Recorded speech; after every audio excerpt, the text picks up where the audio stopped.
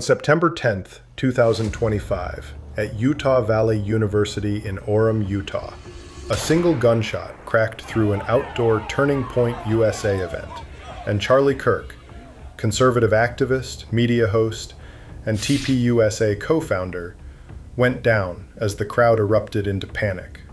But soon after he took to the stage, this.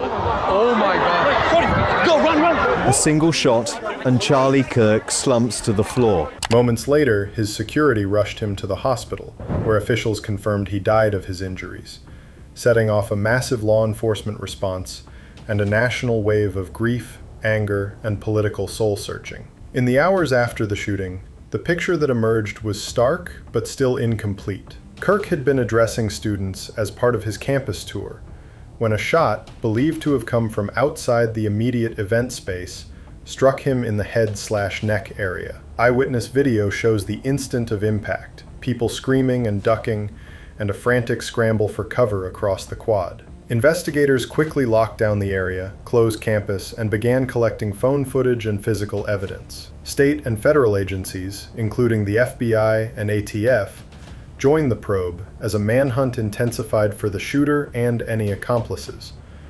with officials stressing that some initial detentions were precautionary and those individuals were later released. Utah Governor Spencer Cox and university police briefed media alongside public safety officials, underscoring how early the investigation is.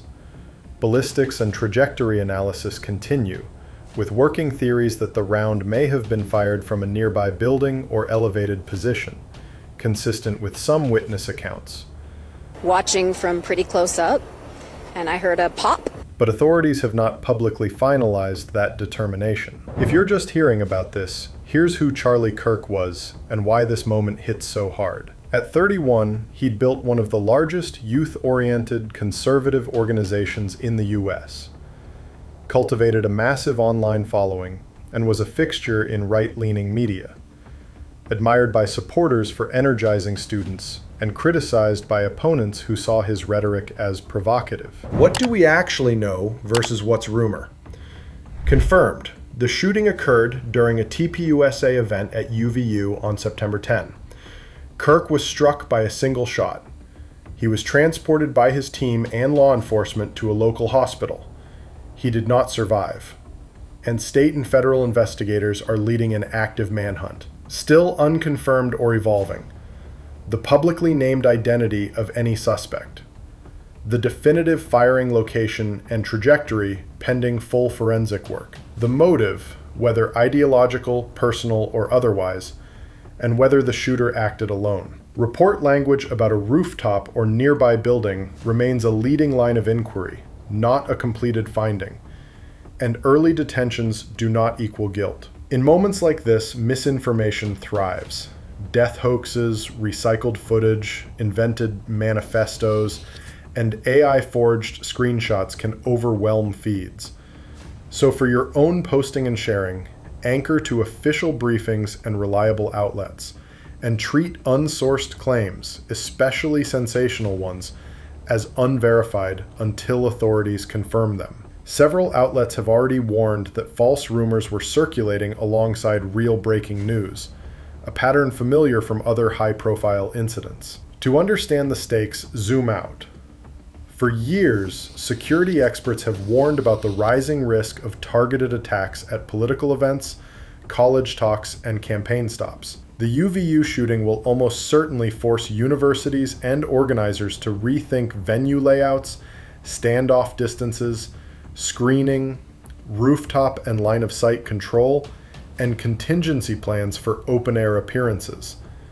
Changes that can make free exchange safer, but can also chill spontaneity and access if implemented without care. The immediate next steps to watch.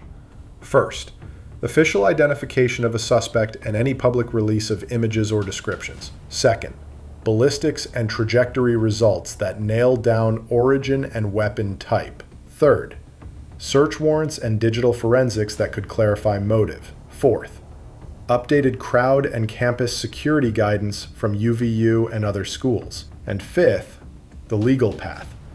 capital charges if the suspect is captured alive, or a federal terrorism or civil rights angle, depending on findings. As the family and colleagues grieve, there will also be a reckoning in media and politics. Some will focus on rhetoric and responsibilities of public figures. Others will zero in on hardened security and enforcement. Many will simply want to remember a husband and father whose public persona, love him or loathe him, stood at the center of an energized, youthful conservative movement. For viewers, the takeaway is simple but vital. Honor the human toll.